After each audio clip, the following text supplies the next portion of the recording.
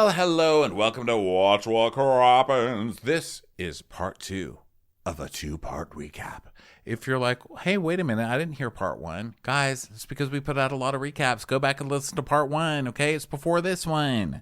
Bye. Enjoy the show. Now, Nathan wants V to rinse off a rail, okay? And now it's time for the dinner, and Carlos is wearing a backwards hat. I don't know. I don't care what they're wearing. So they go to this IT. So now V comes to the deck with a bucket of stuff, and she's wiping down the rail. I love that it's a whole plot line. Like, is V going to wipe down the rail? Where's V? The rail still needs to be wiped down. Oh, my God. There she is. She's got a whole bucket to wipe. She's not only wiping the rail, she is wiping down the rail expertly. Guys, can we have another round of applause for V? Great work, Victoria. I call her Victoria because she's a champion. So everyone gets their food, and Josh is like, all right, we've got king oyster breaded mushrooms, hand-cut French fries, cauliflower couscous, green salad, garlic mushroom, sea bass, lamb, shrimp, melon, and cucumber. Carlos, do you have any complaints? And Carlos he's like, I think maybe you're right. Maybe they told him to shut up because he's like clearly biting his tongue on this one. Yeah. He has it all over his face, but he doesn't say anything. And then is Candace the other vegan? And she's like, okay, that's fine. Because, vegans can't be just nice. So then they cut to everybody looking kind of unhappy, right? Yeah. Miserable. And no one looks happy. And Carlos complains that something's too greasy. And then we cut to Kizzy and Josh, and she's like, do you feel better about them now? He's like, it's just scary. It's scary when they've got so many variety of preferences. You know what I mean? Anywhere else I'd have their face flat down on a grill. But can't do that, can I? It's new, Josh. And so Carlos is like, well, they try. He's like, it's too greasy. They try. It really doesn't take that much, though. It's so easy to make this stuff. I'm like, well, then why don't you put on your preference sheet what you would like to eat? So that way he can make it for you, Yeah. So then, I'm so sick of Carlos. I don't care about him anymore. He's pissing me off. So now it's time for dessert, and they get these little coconut bowls, and he's like, all right, so in the bottom of the coconut, there's a coconut puree, and then there's some fresh pineapple. And Candace, the vegan, makes a grossed out face. And so he kind of pauses, and he's like, and there's a coconut and almond crumble there, passion fruit sorbet, and on top is a honeyed twill. And it's, I don't think honey is vegan, which is interesting. Some vegans are okay with it, some are not, but it's definitely, considering this guy, Carlos, like how he is, I would have erred on the side of caution. But again, we are sort of getting a sense that he's like trendy vegan. So I don't think he doesn't even have like a moment. I think if he knew he could complain about the honey, he would have. But I don't think he even realized that honey is like controversial in the world of veganism. So everybody is staring at this dessert like they don't want it, they don't like it. It's a really weird reaction for a whole table to just like look at this dessert, and then we just hear someone go, "I don't like coconut." I don't like coconut. What was that? Was that wind? So then they're like, you know what? Bring Josh back up here. We want to say something once and for all. So Josh comes up there, and Candace, the vegan, goes, I summoned you back up here. He's like, oh, summon me back up here. Yes, I, Queen of Veganism, summoned you back up here. Have you made this dessert before? Is this something you created tonight? And he's like, well, I've done it before. I did it for a competition in December, so there, be impressed. I was in a competition. Of course, it was just me and 3 other clowns, and none of them cooked. But either way, it was a competition. Guess what?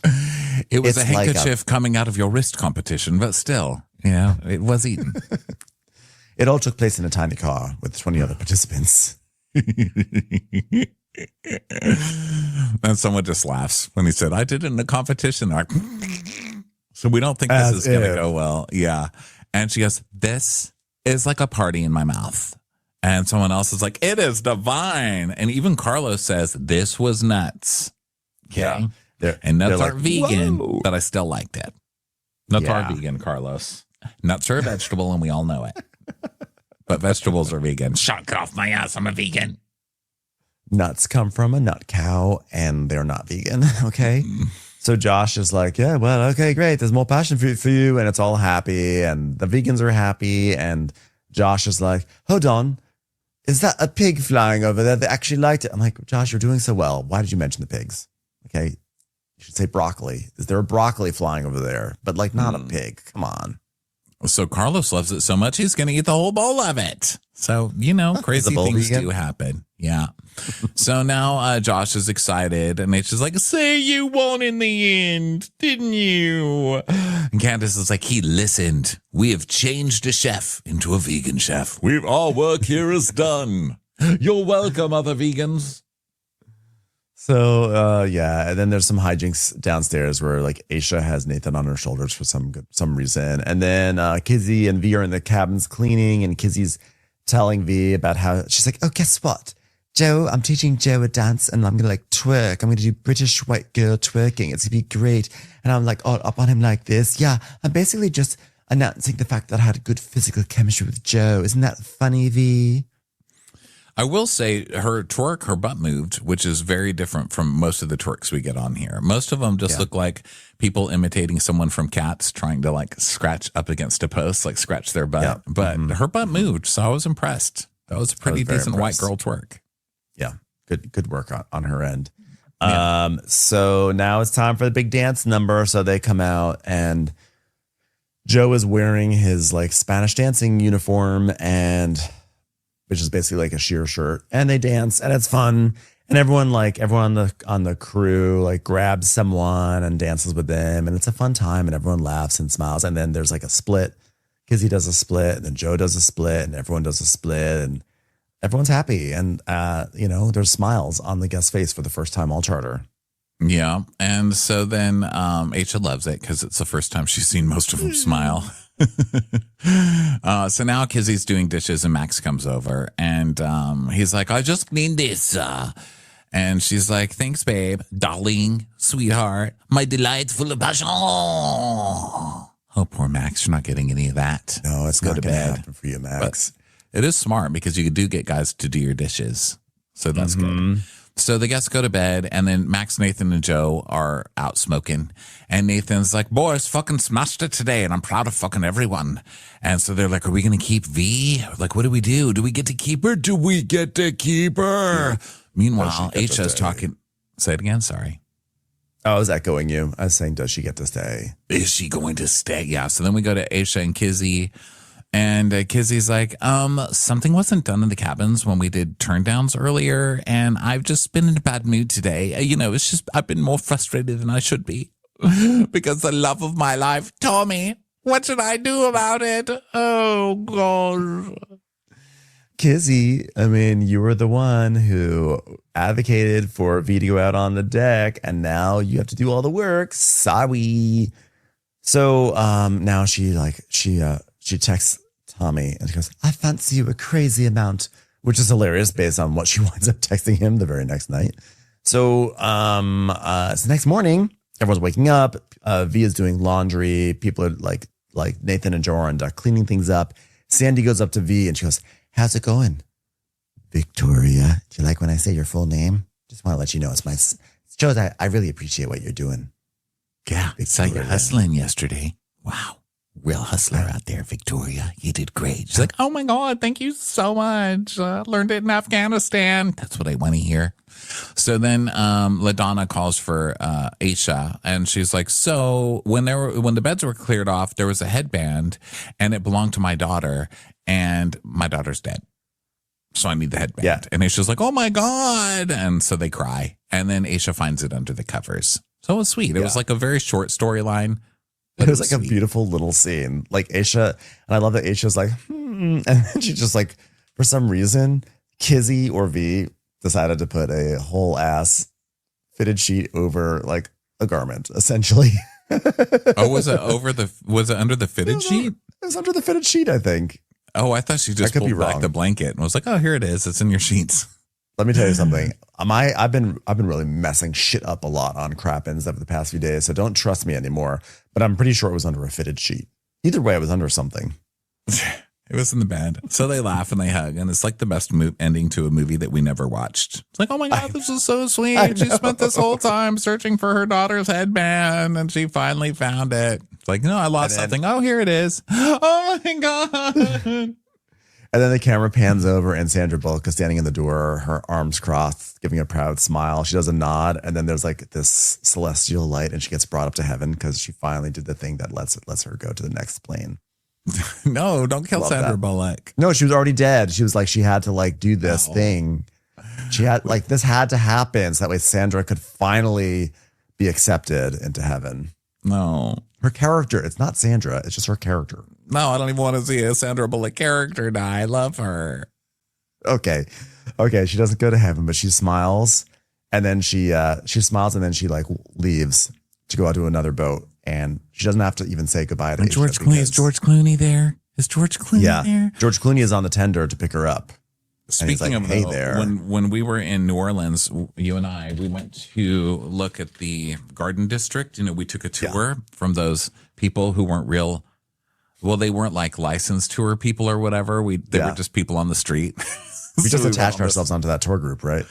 Yeah. It was, well, we paid them or whatever, but yeah, it was like some kind of rigged thing, but it was kind of fun. And we were looking at the Garden District, and we saw Sandra Bullock's mansion, and I was like, this would be the coolest place for Sandra Bullock to die in her mansion, and just like, I don't know, haunt New Orleans, because she's just so sweet. It would just be like such a sweet haunting, you know? She would have a sweet haunting, and she'd have like an earnest plea to every house that she haunted. She'd be like, I want the best for you, and I don't know how to do it, and I try my best, but this is all I can offer you right now. And you're like, oh my God, ghosts.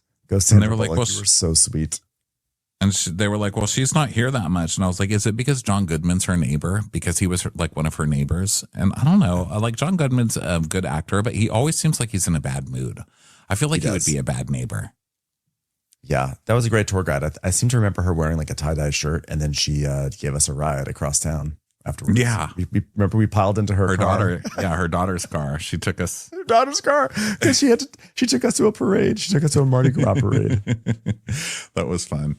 Okay, so anyway, here we are. Now they're checking tenders, and Nathan and Joe start asking each other about their moms. And Joe says that his mom is always asking about Nathan because of that night they had together, and they start laughing. And then Sandy she sees them goofing off and laughing, and she's like, I'm going to put that feather in my cap for later. Just saw boys laughing about something. Not sure what it was, but there will be no laughing on my boat. Have we forgotten our hero V who tied a bowline? Okay, let's think about our heroes and less about our zeros. Sandy really is messing up, because when the two boys are laughing, that's when Sandy's supposed to give like a hearty laugh and then look at the camera, and then the camera freezes and it says, and introducing Captain Sandra Yawn in the opening credits. But instead she goes, which is like, you can't use that in a sitcom opening, right? Introducing Captain Sandra Yawn. You know, you're supposed to do the boys and then smile at the camera. So now it's time for the guests to depart. Carlos gives the chef a high five and hugs him and says, Chef, you did your thing. Ate really well because of you. Carlos, get the fuck out of here. You complained about everything except the very last thing you ate. I loved when Josh put his makeup to good use, and he appeared in his clown makeup and goes, this guy's a fucking clown. Absolutely, this guy's a clown. You don't get to be an absolute monster with the food, and then you get to act like a hero, like the guy be like, hey, good job, you. I'm like, no, you're a dick. Get out of there. Yeah. So then LaDonna cries with Aisha, and she says that, coming from Chicago, this was a major reset and it's been a blessing. And then she hands him an envelope and cries her way down the dock. And Nathan's like, this tip is going to be shit. And third charter is done, guys. So then we see Nathan with Kizzy on the dock, and she's like, I can't wait to have a slutty night out. With Tommy, the love of my life, but not with Tommy, if you know what I'm saying, but definitely with Tommy. It's like, what mixed messages are you saying?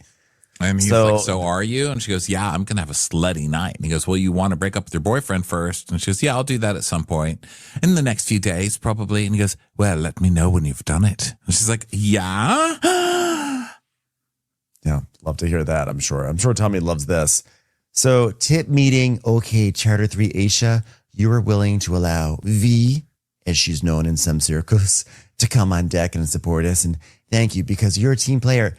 And V, I'm just trying to be like the kids, call you V. Your work ethic is incredible. Victoria, I had to say it, Victoria. Well, in this one charter, we learned that V is a really hard worker.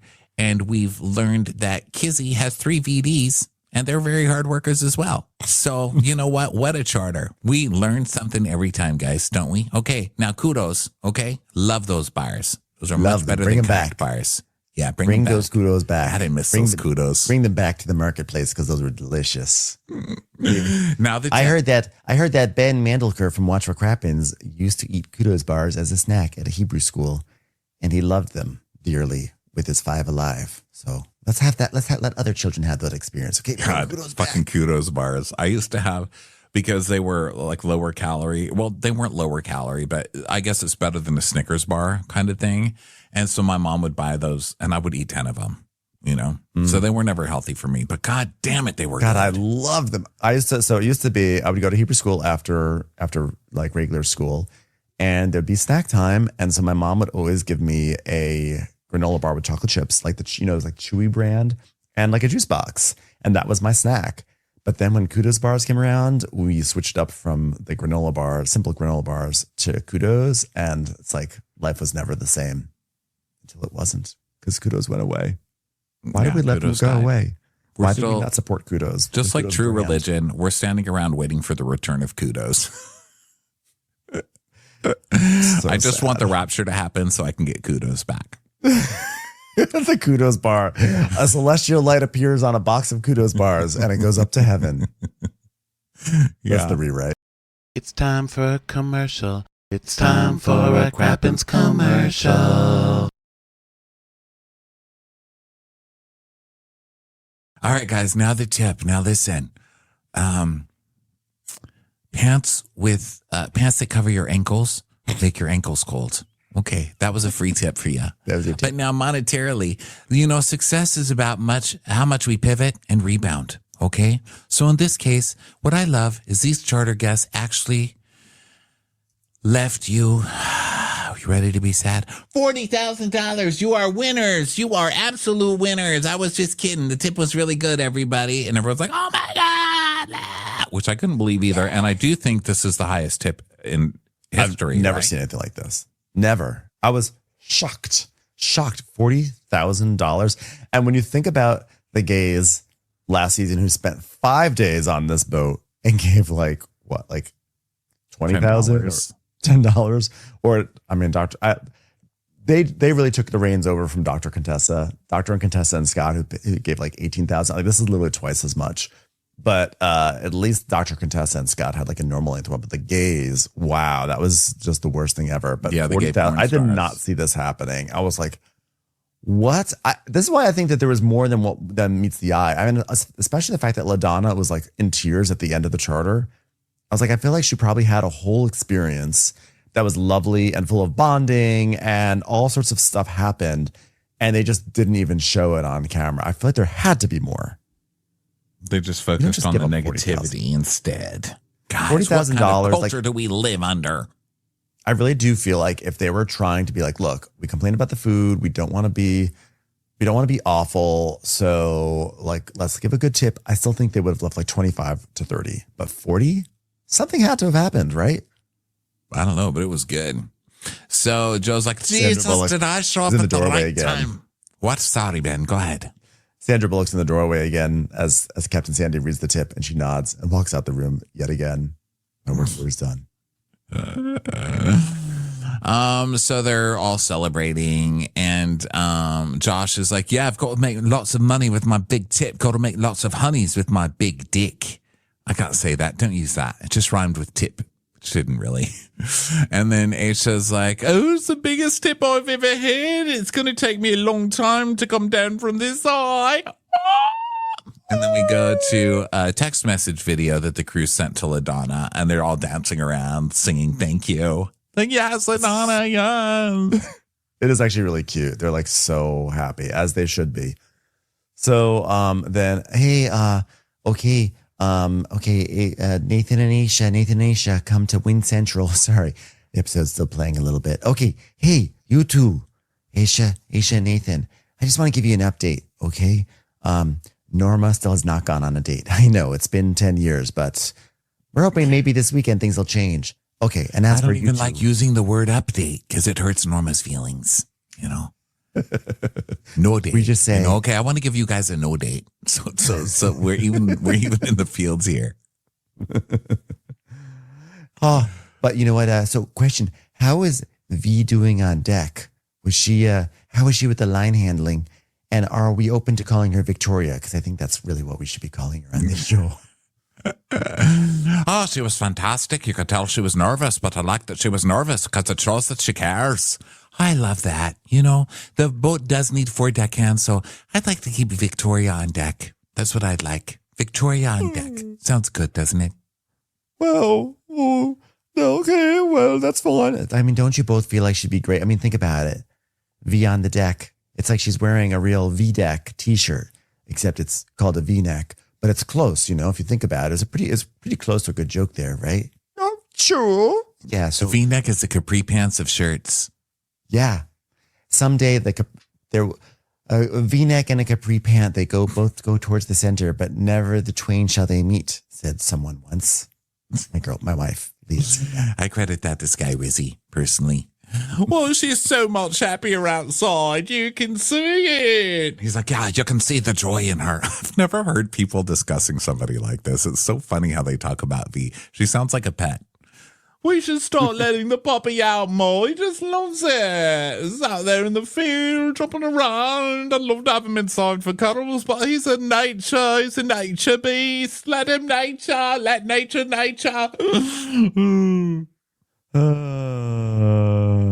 don't worry. I'm gonna get a new stewardess, okay? I'm gonna call her up here and we're gonna let her know together, okay? Let's bring her up here. V, come in here. You're not in trouble.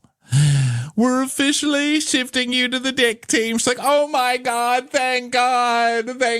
Manual labor and mopping outside. Thank you. We did it, Joe.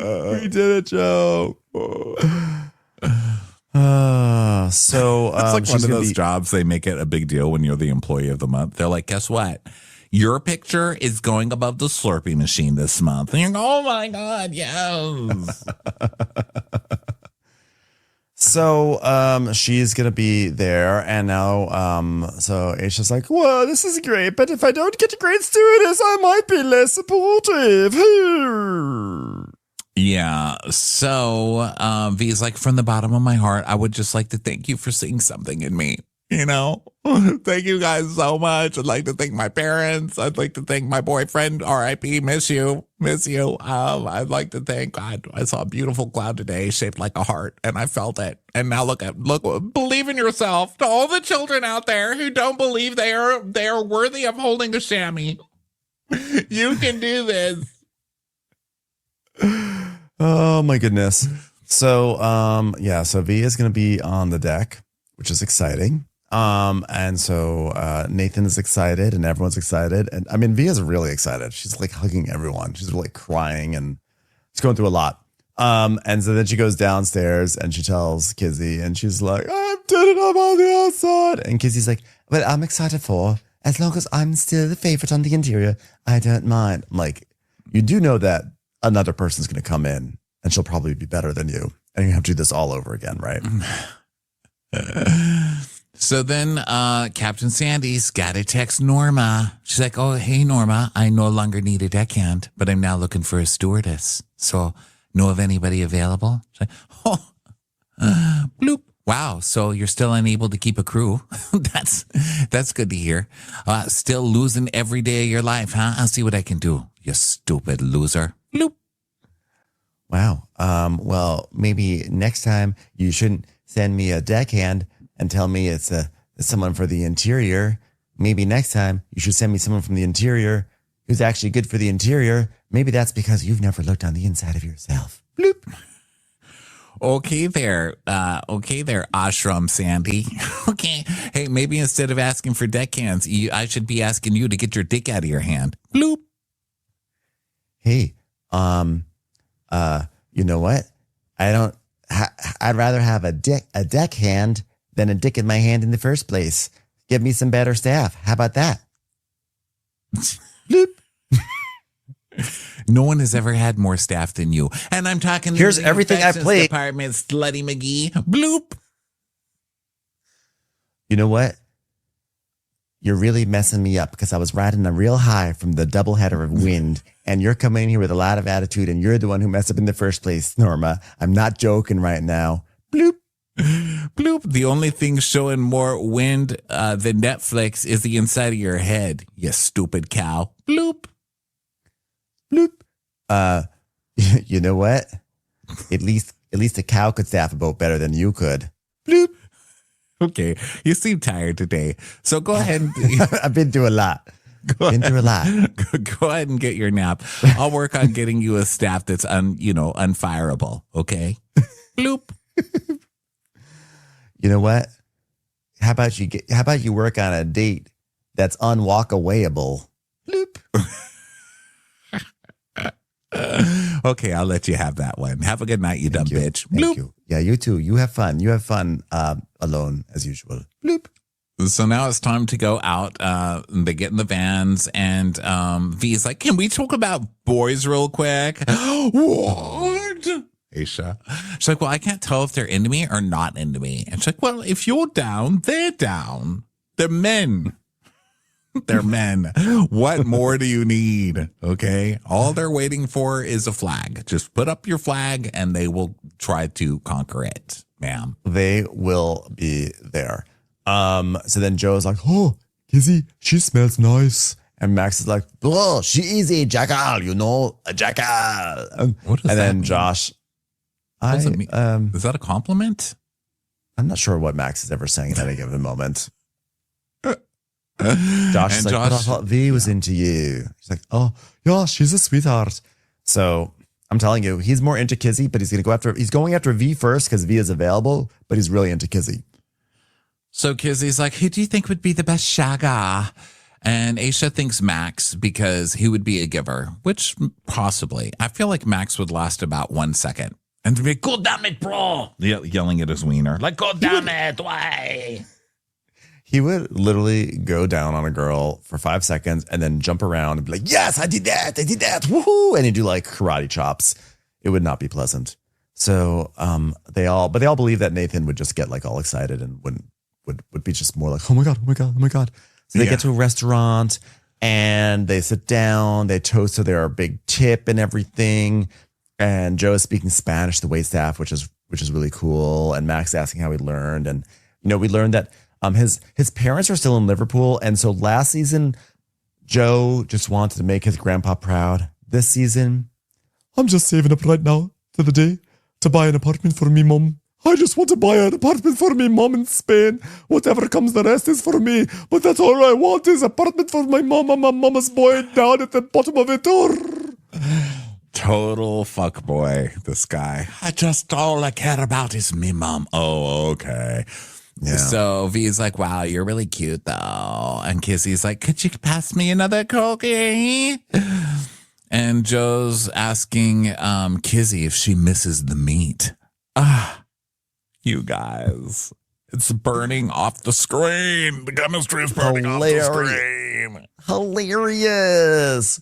So then Nathan and Joe go to the bathroom, and Kizzy's like, she's like, "Oh my God, I'm worried if I eat too much." So Nathan's like, "Bro, that's trouble right there, That's real trouble." And Joe's like, "Yeah, she's got a fella and she's flirtatious." I love how it's always the girl who's the trouble, not the fuckboy who just who could make the decision to like not be, an idiot. Yeah, I think they just mean like, "There's trouble." Yeah, big trouble. And Joe's like, "Yeah, she's got a fella, but she's given game, she's given game, but she won't go all the way. I'm telling you right now. I'm telling you." So see, that's what he's worried about. He's like, do I choose the one that I possibly won't get laid with because she'll keep saying boyfriend over and over, or do I just go for the easier choice? like as far as getting laid in his mind. So then he says he's doomed if he does or doomed if he doesn't because he'd either be a homewrecker or a heartbreaker. Fuck me. You don't have to be a heartbreaker. You could be you're doomed if you do and become a homewrecker, or you could just date someone that you're interested in and just date them and not fuck around on them and break their heart. Well, I think he means because the other girl has a dead boyfriend. So if he has sex with her, it's going to break her because she's very fragile. Oh. Broken bed. Broken bed. So he thinks Kizzy is powerful and he's really attracted to her. And Nathan can see the vibes. So much, bro. So then we go back to the table and Kizzy is asking Josh what his best memory is, which is kind of a terrifying question to ask someone like Josh. Yeah. And he's like, oh, well, I miss that. My mom and dad, you know, like, I think when we got the first restaurant, we were all very close as a family. Quite literally, we're all in the same clown car together. Did I mention that earlier? We're not ever together anymore. Mainly because I show up at Christmas with this crazy paint on my face and terrorize the entire family. And they said, Josh, you can't come back to this house until you stop dressing in your clown uniform. So it's been unfortunate. I don't get to see them anymore. He's mad because his parents split and his mom got a new boyfriend because God forbid she's alone. You know, he's like, you know, because that's what society says. You have to get a boyfriend. So that's what she did. And Kizzy's like, oh, I really look up to your mother, actually, because that's what I think I'm like. You know, I just don't like being alone. I'm not good at distance. Touch is so important. And if I can't touch you, I'm like, where are you? Okay, Kizzy, if you just wanted to say you want to get laid, just say that. But don't make some guy open up about his broken family and then turn it into how you need to get laid. Yeah, exactly. Kizzy. Let the man grieve his mother, who's still alive, but with a boyfriend. So it's like my mom hurt me because she couldn't be alone. Oh my God, I'm just like your mother. Actually, I'm bored with you. I'm not going to talk to you anymore. So Kizzy's really going through it because he's like, I've been in relationships for like most of my life, and I kind of sometimes think, oh, have I missed out on that single period where you just literally flirt with everyone? I'm like, I don't think you've missed out on that part. You were just doing it today. With everyone. You're literally doing it today. And you're 22. How much? Yeah. What do you mean you've been in a relationship your whole life? Get out of here. You've been with this guy 2 months. So now Kizzy and V go to the bathroom and Joe's like, oh, look at those birds. Look at the birds. So then V stops because the stew in her said she has to fix a pillow. It's funny. So then Josh is now talking about V and he's like, you know, V is really, you know, I like Latina birds. And Joe's like, yeah, full on relationship, you know, get to know you kind of. And Josh is like, yeah, I like her. Josh, you have no chance. I'm so sorry. Yeah. No, you dress as a clown and you break down at dinner over your mom finding a boyfriend. Like you're not in this mix. You're not. The chef is so rarely. It's so rare that the chef is ever truly in the mix. They're just too weird and too like emotionally tangled up. So we haven't seen that since Malia, and that was a disaster. Oh yes. Try to cut a cucumber.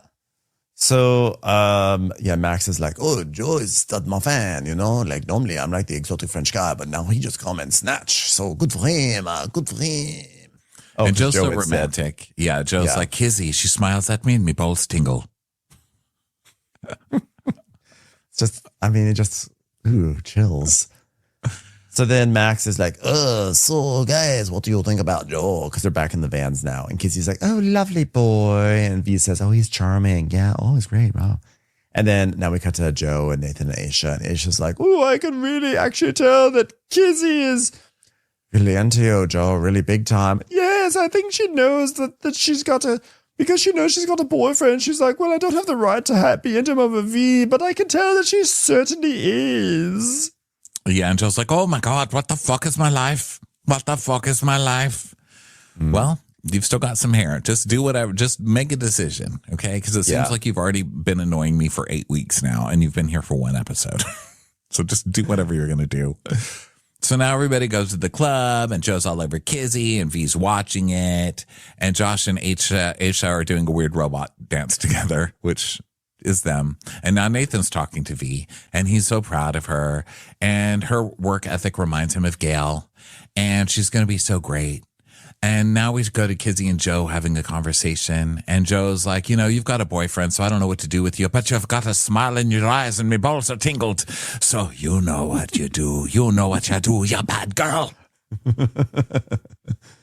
Oh God. So Joe's talking to V, and he's like, I want to have a serious conversation with you. And she's like, okay. Like, what's happened in the past about your boyfriend? I'm so sorry. Wow. Sure, she loves hearing that at the club when you're hitting on her. Like, that's God, nothing says spitting game like saying, hey, sorry your boyfriend died. Yeah. And she's like, I mean, it's fine. And he says, well, I don't want to like intrude on your personal space. And she's like, yeah, I wouldn't come here if I wasn't like ready. So take a seat. So he sits with her and they get all cuddly. And she's like, why would you bring it up now? And he's like, well, I'm bringing it up before anything goes further. Like, I don't want to be that guy that just comes in and then, like, jerk off and then ciao. I want to jerk off and then make sure you're not crying while I leave you, because that would make me look extra bad. It's like he's saying, oh, I was going to do this with you. I was going to come in, we'll have sex, and then I was going to leave you. But now that I know that your boyfriend's dead, I just want you to know that, like, I don't know if I can do that with you because that might be really hurtful to you. So I don't know if I could just like tell you my usual lies and then go for someone else on the boat. So if you're wondering why I'm not making a move on you, that's why. And she's like, I appreciate what Joe is saying. Like, one of the really hard things since Bond died is that, like, some guys are just like, I don't know what to do. Like, do you guys want me to hold? Do you want me to hold you? Like, do you want to cry? Like, do you want to leave the room? And they treat me like I'm fucking damaged. And like, I don't want that to be me because, like, fuck that, So then she says to Joe along those lines, I was so heartbroken. I can't do that again. Not for a while. I'm like, she's okay, like, whatever. He's afraid to hurt me, but trauma builds character. Let's do this. I'm here for it. I'm not broken.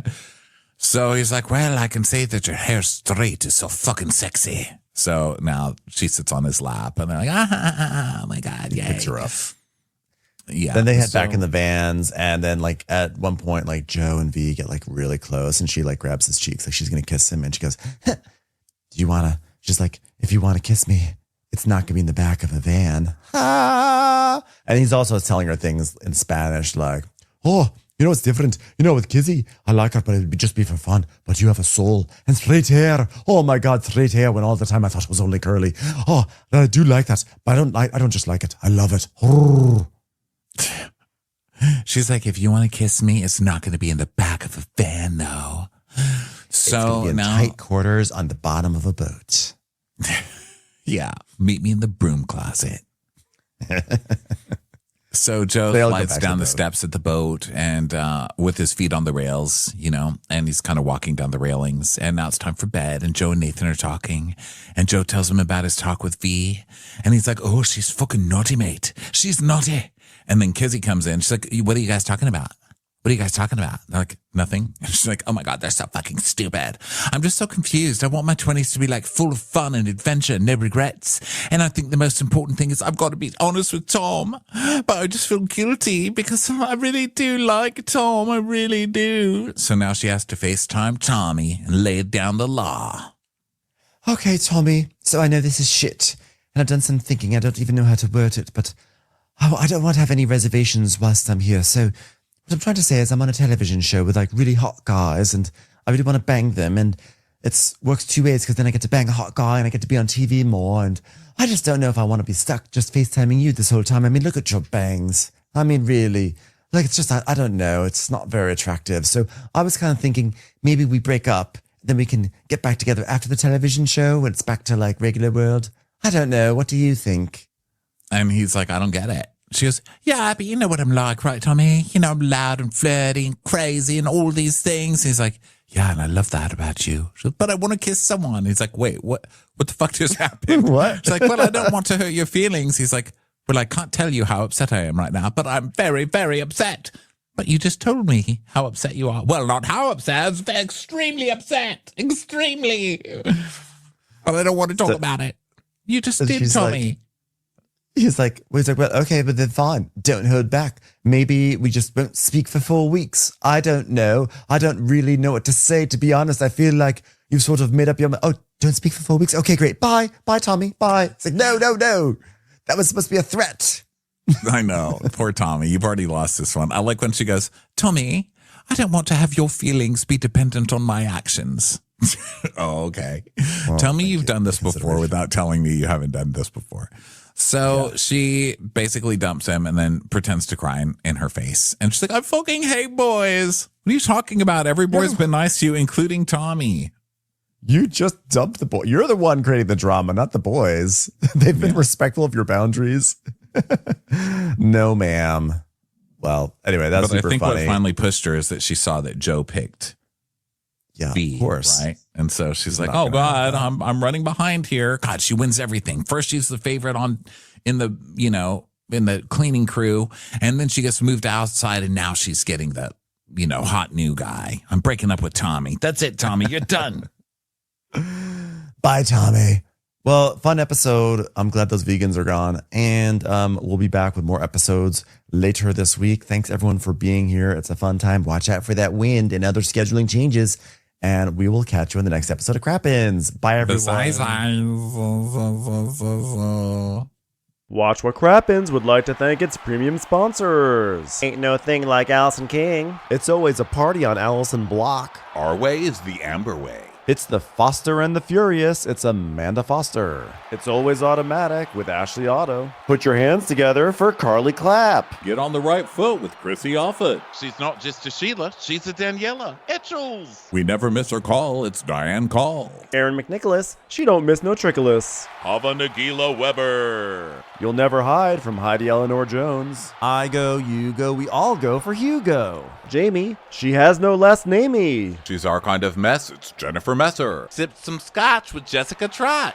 She's our favorite streamer, Caroline Peacock. Kristen the Piston Anderson. Get a bee in your bonnet with Lacey B. Que sera, sera, whatever will be, will Lauren Silsby. She gets an A from us. It's Lindsay D. Let's give a kisserino to Lisa Lino. Fresh as a daisy, it's Maisie McHenry. We love her on the rocks. It's Melissa Cox. Megan Berg. You can't have a burger without the Berg. This is Living with Michelle Vivian. I love ya, Olivia Williamson. She sure is swell. It's Raquel. Yes, we canna. It's Savannah. Cast a spell with Shannon Spellman. Let's share with Sharon Eldridge. Darn Skippy, it's Tippy. And our super premium sponsors. She's VVIP, it's Amanda V. Can't lose when you're with Amy Baldwin. Somebody get us 10 cc's of Betsy MD. We're taking the gold with Brenda Silva. Let's get real with Caitlin O'Neill. Put us on a stretcher, it's Charlotte Fletcher. Don't get salty with Christine Pepper.